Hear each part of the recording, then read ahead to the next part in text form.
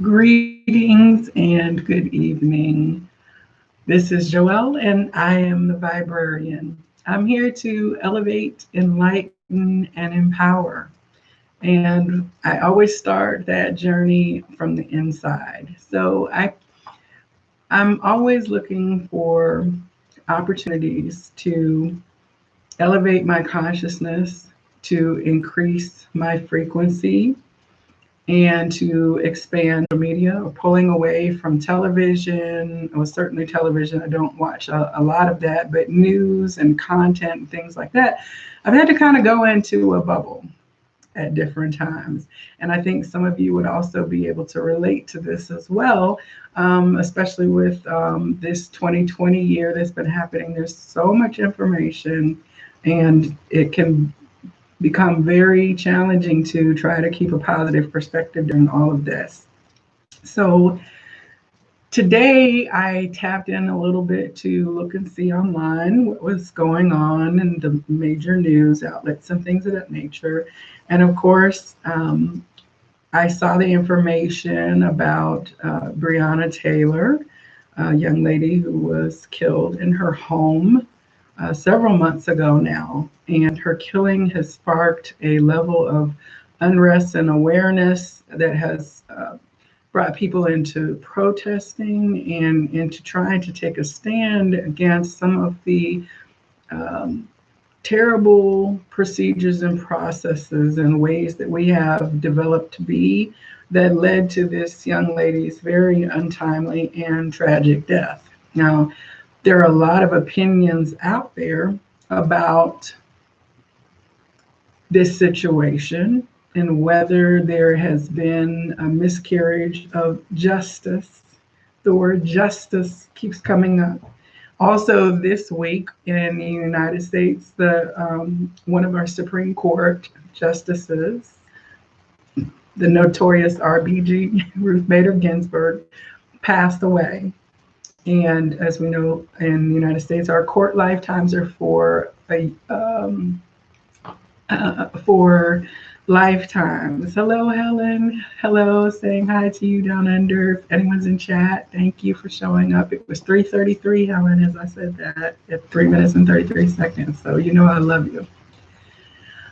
So Supreme Court justices basically are appointed for a lifetime, and the Supreme Court in our system is still supposed to be the ultimate legal authority and interpreter.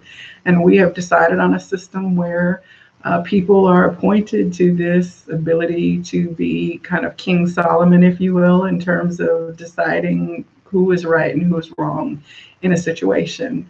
And she had made quite a mark on our legal jurisprudence and in the area of women's rights and equality rights. And she was a barrier breaker in and of her own right.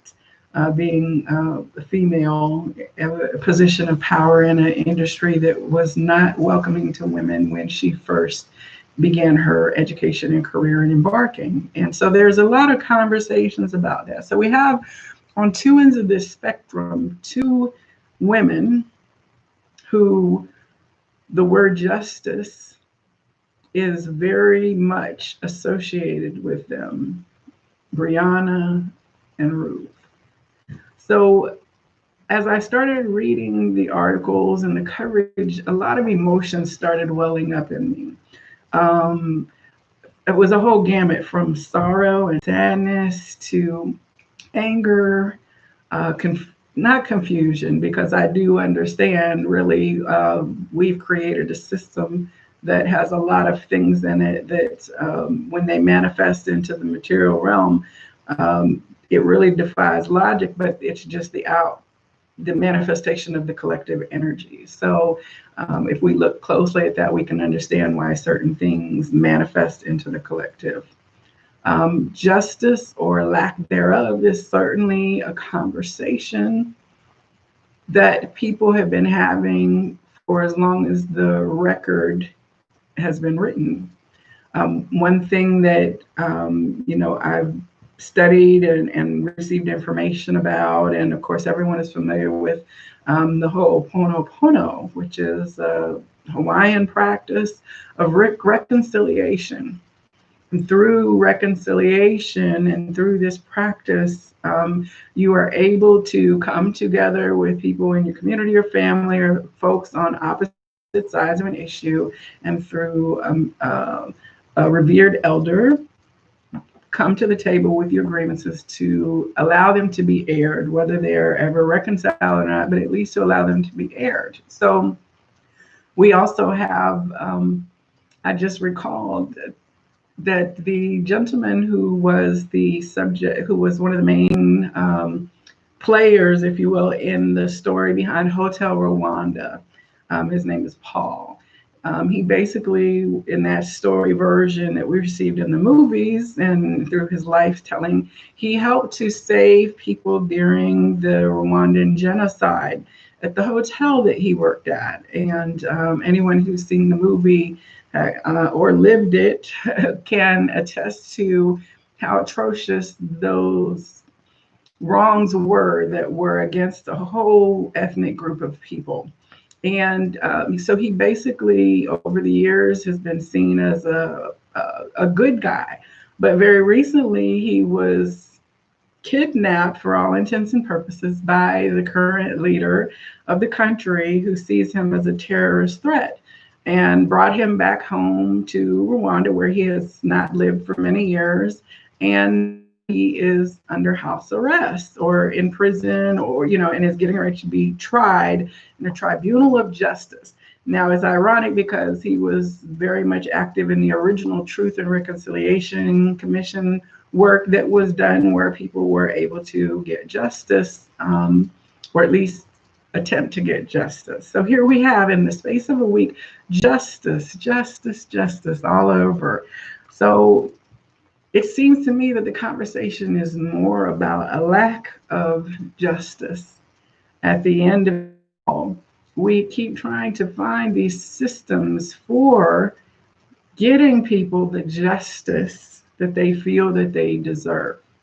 I know the slogan, no justice, no peace, is one that is frequently chanted at things. So the whole concept of justice to me is very challenging, because what is one person's justice can be another person's injustice. And far too often we have seen that happen. I don't know what the answer is. One would think that it should be a fairly simple and straightforward equation. But of course, things are never simple, because we are individuals having our own experience. And the way that we experience things is based on who we are, what we've learned, what we've come to understand as a framework for how we process the world. So certain things could be readily apparent to one person as this is so unjust, and to another person it could be like, I don't even know why you think that. Why did you even have an expectation that things would be different? So if you imagine all the people in the world, and all the people who, everyone has a perspective and a vested interest and a platform or a belief system, and all of us are here trying to coexist in this human creation in a way that is peaceful and possibly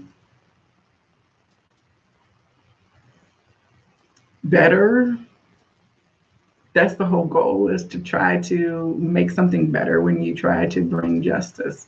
But what happens when justice is not served? What happens when there is a person who feels victimized by the injustice? It's very, very challenging. And so I had a lot of emotions come up this evening as I disconnected, and I thought, well, let me go to have a conversation about it and be very honest about what I, just a single person out here in this world, am feeling and experiencing. And then I also wanted to just kind of tap in to see what spirit guidance can come in about this, because it is very challenging. day to day to deal with the things that come at us. And certainly there are people in the streets, both in DC, where they are gathering to honor Justice Ginsburg, and also in Kentucky, where they are gathering, and many other cities around the United States, where they are gathering to express outrage at the injustice that has, in many minds, happened over this young lady's loss of life. So a lot of times tarot is an archetype, tells a story in an archetype. And so I wanted to go into the Justice card from tarot and talk a little bit about that. And I wanted to also then see what information would come through to me in this now moment, understand and process justice and lack thereof. So as you can see in this Rider-Waite tarot, this is the Justice card. We have the sword signifying thought, clear, rational thought and decision. Red is very much a root chakra, being grounded. And then we have the scales of justice over here, and then the solar sun yellow of empowerment at the top. This person looks very official, like they've been invested with this great authority with which to make their fair and balanced decisions. I also was called to use the Sun and Moon Tarot, which is a beautiful deck. I'm looking here for, yes, the Sun and Moon Tarot. And the Justice card on here, which is slightly different. It's very interesting because here we have the scales, the flaming heart, alpha, and the omega feather. We still have the sword of justice. We have this beautiful impassioned with red and orange, the root and sacral chakra, butterfly. We have more yellow for the solar plexus and green for the heart. And then, of course, the yin and yang at the top. Now, what is interesting is that Libra, of course, is also the scales, and it is now Libra season. So I don't think it's any accident that these conversations about justice and lack thereof are coming up right now. And as a Libra person myself, I probably am feeling this probably stronger, which is why I was having an emotional response to what was happening anyway. So I just wanted to see what additional guidance wanted to be revealed about. First, we're going to examine the area of injustice or justice in reverse, an outcome where the scales of justice have not necessarily tipped in favor. And this will be one part of the perspective or experience of those involved in a justice transaction, if you will. So there will be possibly an unjust and unjust decision and a just decision. So first we're going to look at the side of the less favorable outcome, irrespective of your position where that is.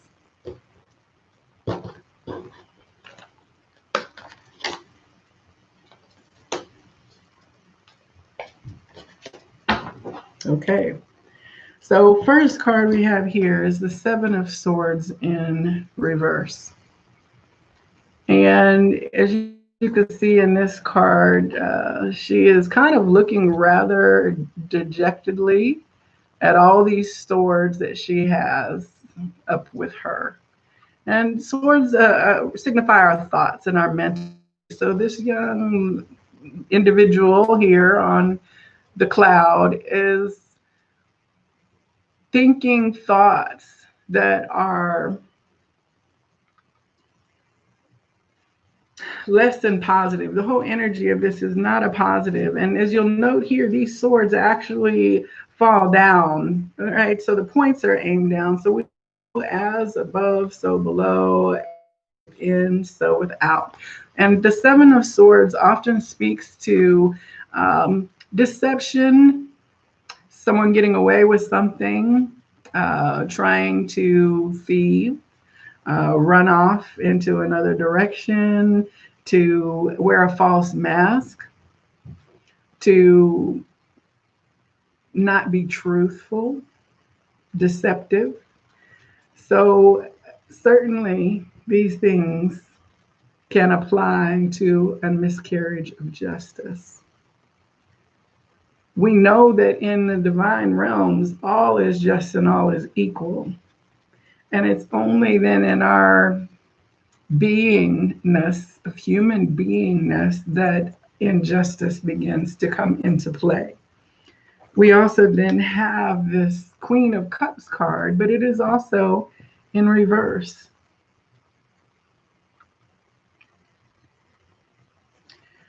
So the Queen of Cups is a nurturer. It is the mother of the tarot in terms of cups and our emotional. And this we see the moon here and the lotus, as well as the feminine overpouring her love out into the world. We have the moon influence of the divine feminine behind her as she pours her nurturing waters out into the world. And we do see two lotus flowers, and we know that lotuses grow in the mud before they blossom. So, we do the dirty work and then birth beautiful things and nurture those things and blossom them into their fullness. So we have here also then a reversal of that energy of nurturing, of caring for others, of pouring our emotions into things to nourish them and have them to grow and be their best self. So we have a reversal of that energy as well. So certainly it, and I have to say there are mothers who are faced with the loss of their child in this situation. Brianna Taylor's mother, of course. One of the things that Ruth Bader Ginsburg is known for was bringing women's rights into the workplace and demanding for equal treatment and not to be discriminated against because you are a mother.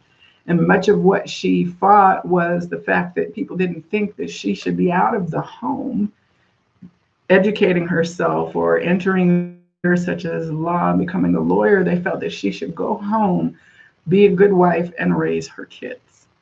So here again, we have, imbalanced expectations. We have a lack of nurturing energy and emotional quality in the situation when there is injustice. But one thing that is interesting, because this ends, the last card here is the Aeon, or judgment. And I think this is quite funny because, as you can see, this person, the angel blowing the trumpet, their butt is just out. Okay, so when the end of this happens, when we return to source energy, all of what we have is exposed. We are left naked before the divine. We look at what we wore, who we were, the things that we adopted. We will get an opportunity to review all of that and see what it is we truly wrought. What we are seeing now in our society, as I mentioned before, is we are seeing what we have brought forth as a collective consciousness.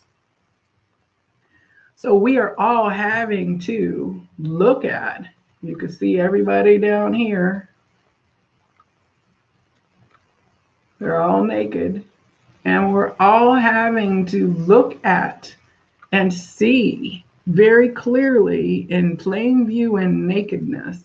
We are having to see what it is that we have said is okay by either our implied consent, our inactivity, or our actual actions.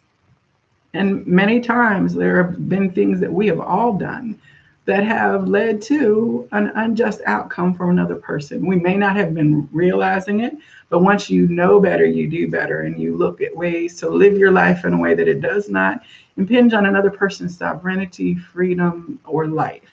Certainly, one of the greatest tragedies that I could see is being responsible for another person's ending of their life on this earth.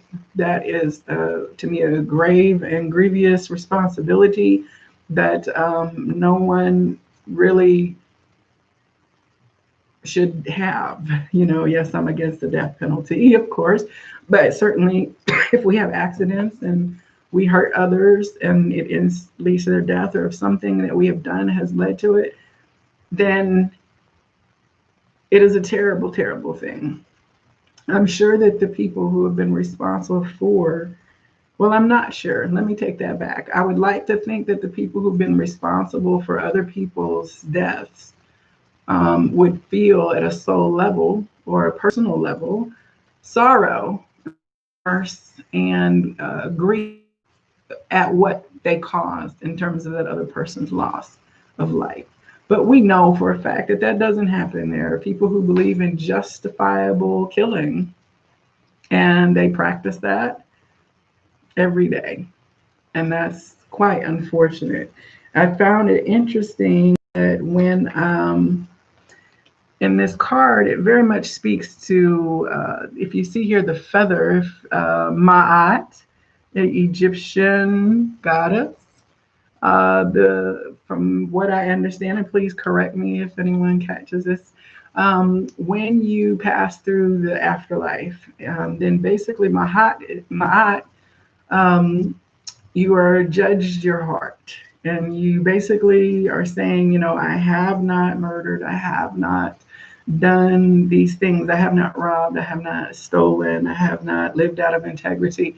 And so when you weigh your heart, it must be light as a feather in order for you to enter into the positive kind of afterlife experience. So light as a feather, meaning that you have no karmic debt or weight of some imbalance, meaning that you have lived as lovingly and peacefully as possible in your life. So here we have this judgment, and whether your heart is being light as a feather, and there is no hiding from, like we may have in our current lifetime, we may not feel direct responsibility or experience direct responsibility for things where we have been out of balance or caused another injustice, but we do know that there's a continuity of energy, and energy is neither created nor, well, it's not destroyed.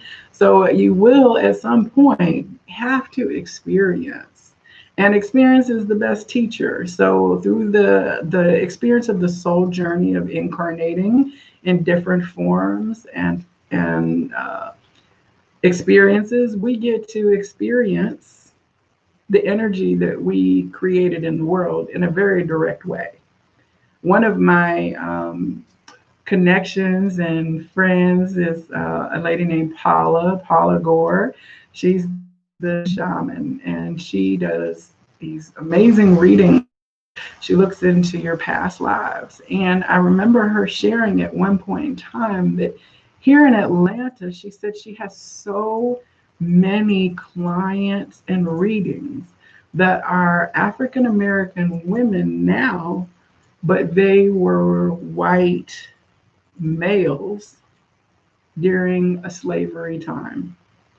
So in their present incarnation, the results of an unjust system of slavery and inequality are getting to be experienced. The workplace hardships, the biases, the challenges, struggles of being a woman of color in today's America, several hundred years after the time when these incarnations happened. So it's very interesting to ponder that, when they say if you could walk a mile in my shoes, that's a real thing, potentially, and we have the ability to do this. So I think we should look at that more closely when we're looking at what justice looks like and what would we want to be the outcome for us. So I also wanted to look at what emotions come to the surface when we have experienced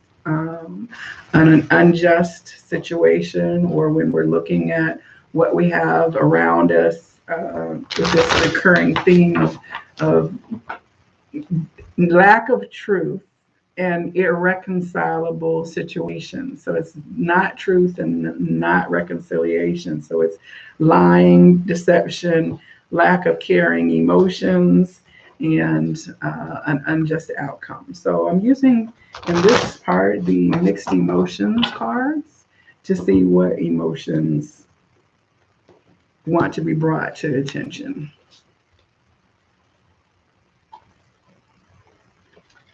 Here. So in this card, we have a person, a child, who appears to be shy about entering into the room.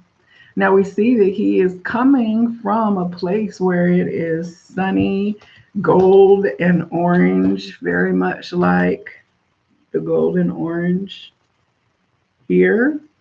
So he's coming from there, but into a realm where it is blue and gray or darker. So, me personally, not wanting to engage and to move out into these darker, heavier energies, that is a reaction. Wanting to pull back, wanting to shelter myself, protect myself as a shy person might from some scary interaction or some judgment by others. I want to retreat and stay in and not get to the dark, if you will. Now, is that a good thing or a bad thing? It can be a necessary thing, but you can also shut down and then find yourself not engaged in society in a meaningful way. So I would caution to make sure that we don't respond in a way that we totally withdraw. Oh, wow, this is so amazing. This is the card, loving, which we see the mother nurturing her child. But once again, it's in reverse. So this Queen of Cups, it actually came out right below here. So we have this mothering energy of feeling not loved, of not feeling connected, of not feeling held, and feeling safe or loving. You can see here we have, this child becoming a man or boy, growing, as you can see here, and then he does not want to move out, and it's like not wanting to leave even the shelter of your mother's arms to go out into the world. But here we have this mother energy that is lacking, this caring and kind energy that is lacking when there has not been a system that has been just. Oh, wow. And then, do you remember how I said we're all naked? So it's true. This is actually just below this card, so it's quite interesting. When we stand, and it was reversed as well. So it's a negative experience. So when we stand before others, when we see all of the things that judgment will bring out, when our true selves are shown, will we be embarrassed and ashamed? Will we feel self-conscious about who we were and what we said was okay, about how we chose to view others? I think that this nakedness, standing naked, is something we should all consider. No one ever wants to be on a Zoom meeting and, have your nakedness seen, either your messy house or your unruly kids or your bottomless half, if you've just got your work shirt on, or there's all kinds of things that we can giggle about. But I think that we will be beyond embarrassed when we're in that kind of judgment situation, when we're standing there without anything to cover us and without any excuses, without any explanations, just booty naked. When we have that moment, are we going to be able to stand and be in our glorious nudity? I don't think so. Not if there has been injustice. So I now want to find out what the energies say about justice itself. What guidance can be seen when there is a positive justice outcome, whatever that looks like.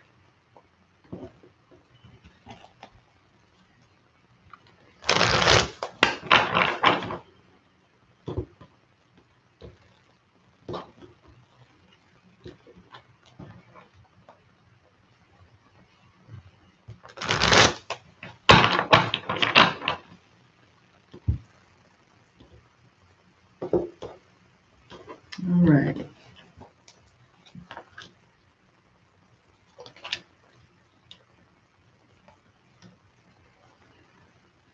Okay, so the first thing we have here is the Seven of Pentacles. Now, in this deck, this is labeled as failure, but this is actually in reverse. Seven of Pentacles speaks to us standing back and taking assessment of where we have come so far. What have we invested ourselves in? What have we put effort and energy towards? What is our crop that is growing? What does it look like? In the traditional Rider-Waite, the young lad is sitting by his little bush and he's got his shovel and he's sitting on his shovel and he's kind of sweaty looking and he's looking at his bush like, okay, where are we at? And it speaks to the energy of needing to take assessment, taking a pause and a break to see where we are, right? So certainly when we step back and take the right viewpoint and perspective, justice is more likely to be an outcome. When we take an honest assessment of our efforts and our energies, and that's ultimately what we have an opportunity right now to do, is to take an honest assessment of our energies and efforts and what it is yielding. And the next card that came out is the Hanged Man. Now, the Hanged Man speaks to changing one's perspective. In the archetypical story, I think Odin turns himself upside down and stabs out his eye in order to change his perspective and see things differently. So, this and guidance speaks to wanting to change our viewpoint before we make a decision. So if we have this, stepping back and making an evaluation and then looking at things differently instead of looking at it, this is reversed. Looking at it instead of this way, we're encouraged to look at it differently and see before making our decision whether what we've decided or saying is truly just. Okay, and then we have this energy, which is also quite timely. This is the Two of Pentacles. So this is juggling, balancing, weighing out those options. And this card is labeled change in this particular deck, right? So we know that these things are a constant balancing act. If we're looking at the scales, they can always be adjusted, and they're never static. It's constantly moving. But when we are rooted in the red chakra that he has here, we're rooted and grounded. We're going to be making better decisions, fair decisions. The Pentacles, Two of Pentacles, also speaks to material manifestation, things that appear in our reality based off of our energetic efforts.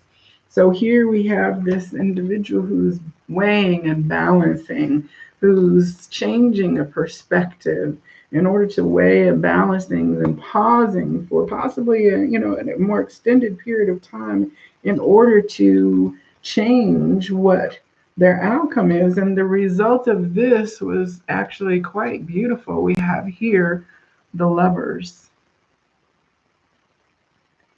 Now, the Lovers is, to me, all about loving partnerships. That's why we have here not only this couple, but we also have children. We have the lion, the eagle.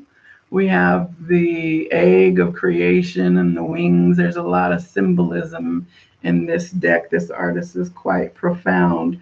But we have here, coming into harmonious relationship with others as a result of taking the time and effort to stop before we take further action and consider an alternate viewpoint from the one that we automatically gravitate towards at first instance. The Lovers also, I believe, represents Gemini, which has the faces, the two faces, the twins, and two different sides. So we're talking very much about duality in this conversation about justice and injustice. But this in this image, it is so much harmony of, it just looks beautiful as you see this energy. So if we do this, that is going to be an ultimate outcome of the energetic arc, which will be to balance us out differently so that we can be more harmonious with others. Okay? And I wanted to see also then what emotions want to be shown to that are either helping or hindering our experience of justice in its proper alignment.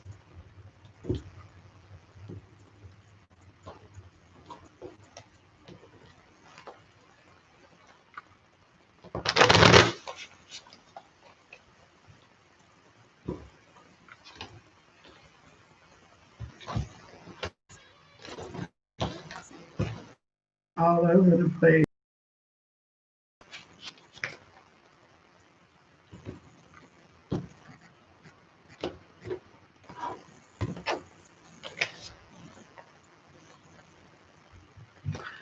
Okay, so it's showing encouraged, but it was in reverse. So we may be feeling discouraged about things, but we know that all things have a possibility of shifting. If we did not see the injustices, then we would not know the imbalance exists.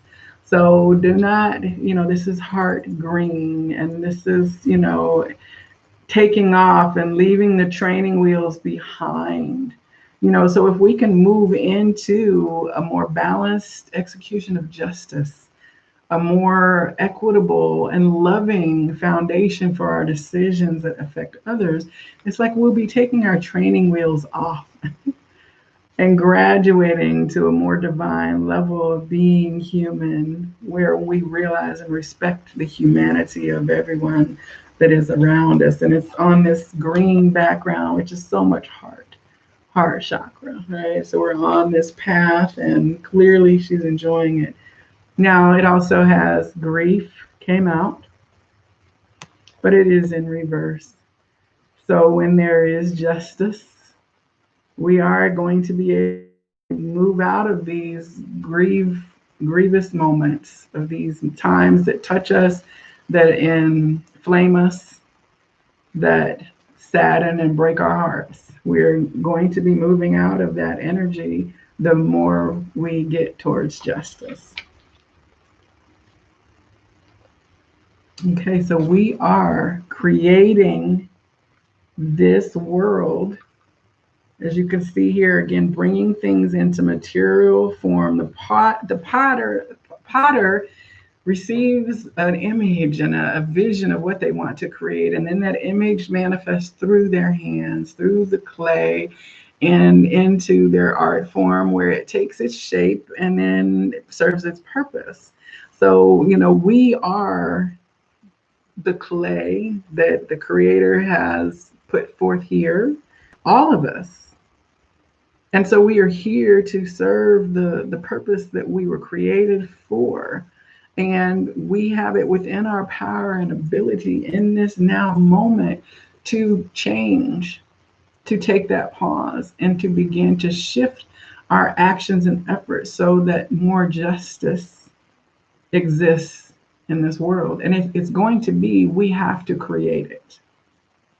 It doesn't just magically appear. It comes through us.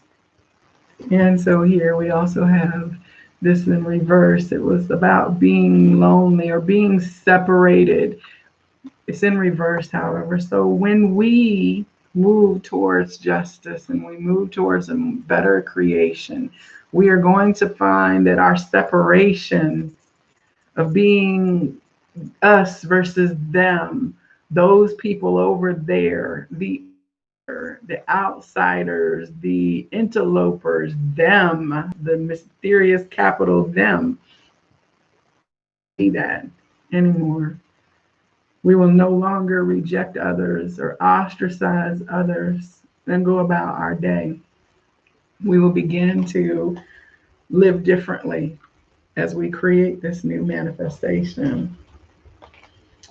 So I also wanted to get guidance from the Healing the Mind and Spirit cards, because this certainly is an opportunity for there to be a conversation about healing, because when there is a lack of justice, there are wounds.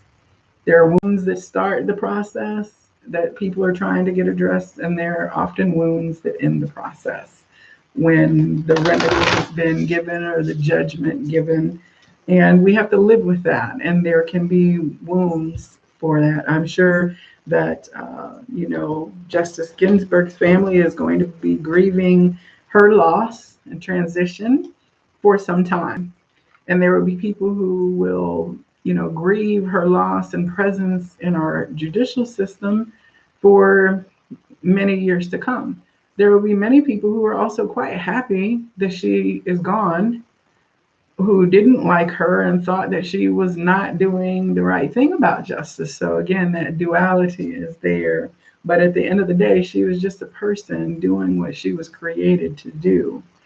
I'm sure that, Brianna Taylor, in terms of her mother, her family, are grieving at this added injury that they have experienced. And no amount of money that you receive replaces your loved one. So I don't consider the money justice in this particular case. It's an acknowledgement of wrong, but I would not call it necessarily justice. Okay, so grief and the impact of these wounds continues on. So let's see what we have here. I am in control of my thoughts and my actions.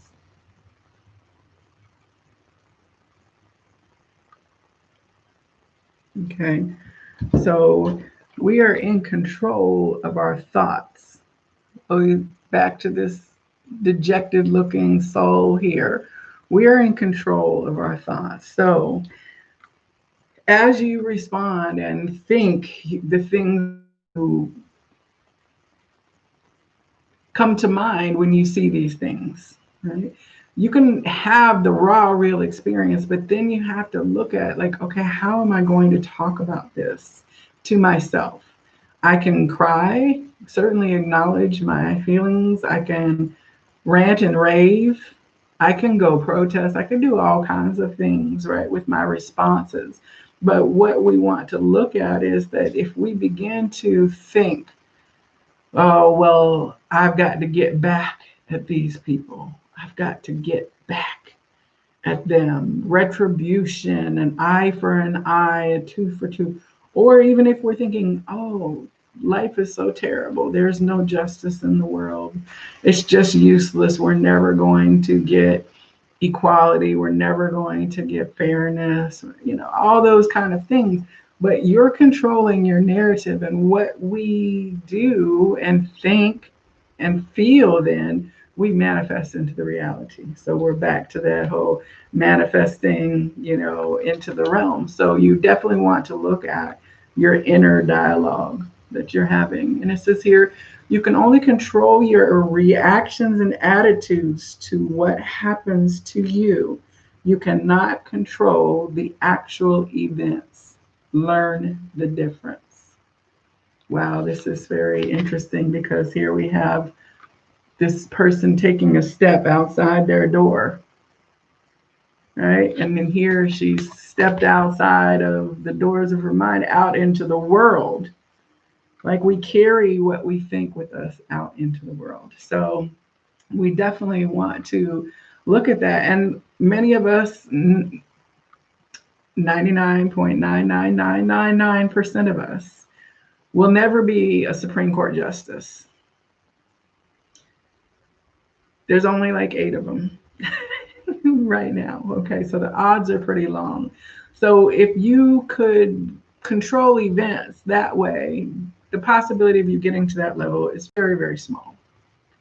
So what we can control is our frequency and our vibration and who we are in the world.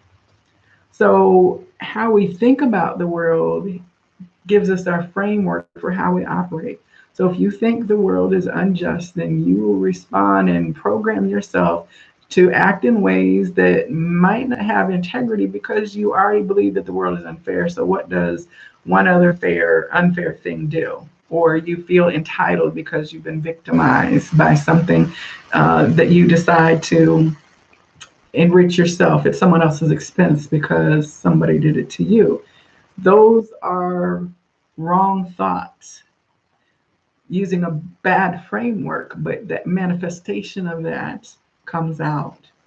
So what we have to do is take that hanged man opportunity to view things differently, to think about it, to ponder and get our mind right. As they would say, get your mind right before you go to the world. Okay, so for me this evening, getting my mind right meant I had to get on here and do a reading and figure out what to do with all my emotions about what I was seeing and experiencing. And I'll do some more meditation, I'm sure, after I disconnect from this video. But I am in control of my thoughts and my actions. You can only control your reactions and attitudes to what happens to you. You cannot control the actual events. Learn the difference. Very, very timely and very interesting. Oh, and then we follow up with that. It says, love is a state of being. Love, I'm aware that love is a state of being, not an intellectual process. So here we have like our mind shaping our thoughts. How we think about it, though, how we act is love. Think what you want, but act in love. Love is a state of being. So if I am love, then for me, that looks like I'm not going to choose to sentence you to death if I'm on a jury. And I'll tell the jury people that if they interview me, no, I cannot, in my conscience, I cannot give the death penalty to another person. So, because my understanding of being love means that I am compassionate, that I'm forgiving, and that there are things beyond my mind to understand that happen to people. And rather than trying to wrap my mind around them and come up with a human way to process them, all I can do is leave it to love and let love be how I be in the world. And it says here, love is a constant, universal, dynamic energy flowing into and through you at all times. We have to remember that, like the things that stop us from being loving towards others are wounds.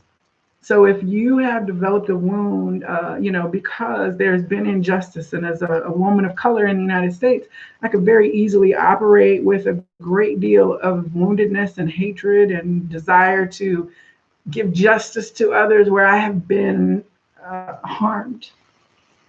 But that is not love. Excuse me, that is not love. If I get bitter or become suspicious or think that things are always rigged against me, and then I go out and operate with that little chip on my shoulder, chip on my heart, I'm not in the frequency of love. What happens when we begin to vibrate loving things, it either repels people and situations from us because the frequency is too high, or it attracts people to us because the frequency is so high. So while I'm sitting here in my love bubble reality and I'm out engaging and being my little happy, loving self, I still have to live in a world that has situations like Breonna Taylor, that has situations that our legal system tries to remedy, that people and individuals try to remedy. So balancing that, I'm aware that I'm love and I'm a divine being and I'm to love other people, but I have to live in this reality that's filled with a lot of unpleasant things. That's what all of us are challenged with. That's what all of us work to juggle, right? Who we are and how can we be love. And whenever you find yourself moving out of a place where you can't be love towards others, then I would encourage you to go within and come back into love with yourself. And then slowly but surely re-engage and love in action out in the world. It's not easy. If it was easy, the world would be a very, very different place than what it is manifested to be right now. So I've got two other, in my guides to use certain cards and decks, I honor that. So I wanted to also then get a message from the Oracle of the Seven Energies, which is by Colette Baron Reed. Now, I am very much a divine feminine oracle. And so, and also the number 7 very much is a calling card for me as a divine feminine energy. And so I had to, purchase that deck when I saw it come out recently. And I've only done maybe a couple client readings with it. So it's going to be as probably new to me as it is. Some of you may have seen these cards more than I have. So I do want to say, because we had this divine feminine, this mother nurturing energy to come in from all of these cards. I don't know where the little mother was that was helping her child. Oh yes, the loving mother energy. So I wanted to see what the loving energy would have us to know in this present time as well.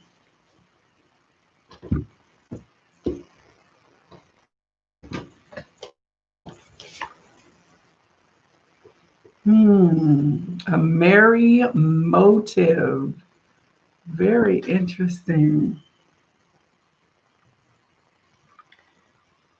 As you can see here, it's like there are stars hung up on the line, right? Trees. What I'm feeling is very interesting. So we have this fire down below also. Excuse the focus. It's interesting because what I see here is the clothesline, right? And hanging your clothes out on the line to dry, right? Once you do your laundry, and I could smell like my mom and my grandmother, they always hung sheets on the line. And I always smell that scent of sunshine and freshness in my memory olfaction. So this says it's almost like hanging stuff out to dry, hanging stuff out, airing it out, putting it out where it can be seen. I have no idea what the guidance on this is, but it certainly is saying that to me. And I also wanted to share that one of the exercises that I've learned to do is to, from Echo Bodine at the Viva Institute, she talks using this white sheet, envisioning yourself standing on this white sheet, and then slowly but surely raising that sheet up through your body field. And as it rises up, it's pulling all of the clutter, the dark, the gray, the dirt, the bad energy. It's pulling it out of your body, and then you take it up into the air and release it to the universe as a way to clean your energy. So certainly a tool that glad I was of it in order to clear the energies of these things that are causing grief and sorrow and anger. I definitely want to try to transmute that energy. So let's see here. This is card number 20, and it's 222 has been coming in very strong for me. Yesterday was 9/22/2020, so twos are everywhere. I got 222 on the clock twice today. I had a number on my email that was 222, so two apparently wants to come in. And again, that's Two of Pentacles. We're talking about balance, harmony, co-creation, right? So we're talking about being the co-creators of a reality that is different. So a merry motive. You've chosen a path, you've set an intention, and you've begun to move towards a goal. You feel compelled to keep going, but do you know the why behind this drive? Do you truly want what you are pursuing, or are you chasing a destination with the anticipation of how it will make others feel about you or you feel about yourself? You must choose to be in the flow of the experience, relishing the moment. Surrender your expectations to a higher power rather than being guided by your limited self. The most important aspect to consider now is where you place your focus, because that's where energy will flow. If you are resentful, the outer world will show you more opportunities to be resentful. If you are envious of others, competitive, and overly ambitious, you will always feel as if you are not enough. If you focus on gratitude and compassion for others, you will see even more reason to be grateful and loving. When you look for abundance, it has an uncanny way of multiplying in your life. So if you're unsure about your motives, the result will be just as unclear. Dig deep to understand your why. If your true desire is to experience X, let go of your attachment to the form that X is supposed to come in. Make sure your motive is merry and joyful, clear and honest, and aim true. Trust that the universe will provide the outcome that is a perfect match for your intention. It always does. I think this is very helpful, because if we're looking at how our thoughts create our reality, this speaks directly to that. But also what happens is when we try to form what something looks like, it still comes through our subjective filter. So as we're looking to co-create this new dynamic, I would say that we can't necessarily just use here it is, co-create, right? Creating. If we say a pot looks like this, and when I make the pot, whatever I create, it's going to look like that. Or we can say the pot will be beautiful, and then we can allow the expression to come through us to create something beautiful instead of creating what we think it's supposed to. I'm not good at pottery. As a child, my mom probably never kept anything that I made in pottery class, okay? And I've gone to little paint your own pots kind of things, and it's always quite an interesting experience for me, right? But I am still loving the experience of creating. And it is beautiful in its own way. Now, when it doesn't look like the model that they've given me, or it's lumpy, or it doesn't look like an ashtray, then I can judge myself as not being good at something. Rather than if I look at it as like, this is what came through me, my intention was to create something of beauty that I wanted to have, or something to honor my mom or my loved one. And then it can be that, because I've released the expectation of how the manifestation looks. So I would say that we need to take our expectation of what justice looks like away and say, well, justice does not, we know what it doesn't look like. But do we really know what it looks like to have justice for all? No, we don't yet. So what we have to do is just be in the feeling and the integrity and the energy of wishing for love and compassion for everyone, for all souls. May all souls be free. When we apparently don't have a good template to use right now, because if I use the template A, then currently there's a template B that's opposite of template A. So I'm not going to do that. You know what I'm saying? What I'm going to do is hold the energy in my heart and say, you know what? We're creating a new template. Whatever. It's not going to look like anything we've seen before. It's not going to look like 10 years ago. We can't look back and say, oh, in 1940, there was so much justice. No, we can't do that. What we're doing is creating something out of our current energetic state that will manifest for us in a future way that shows a society that is much different from the one that we are experiencing now. Okay. Okay. And we have here smoke and mirrors. So this tells us that all is not as we seem. There are things happening that are illusions. There are smoke screens. Even though things may look very bad right now, may look like there's a lot of upheaval and turmoil, may look like there's a level of dissension that's beyond anything that we've seen in our lifetimes, at least. For folks who weren't around for like the major world wars and such as that. But things may not look like they are really happening. So that's the other thing to remember in all this. It may look like the world is falling apart, that everything is coming down, that there's things are truly terrible and there's so much to grieve about, but that is not true.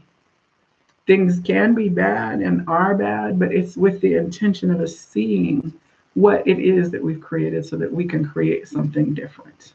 Intention of us seeing what it is that we've created so that we can create something different. Okay. Smoke and mirrors were actually built to view the world inaccurately. Our five senses tell us we are separate from one another. We're conditioned to see time as linear. This creates a consciousness of delineation, separation, and finality. We have an innate fear of what we see as all there is.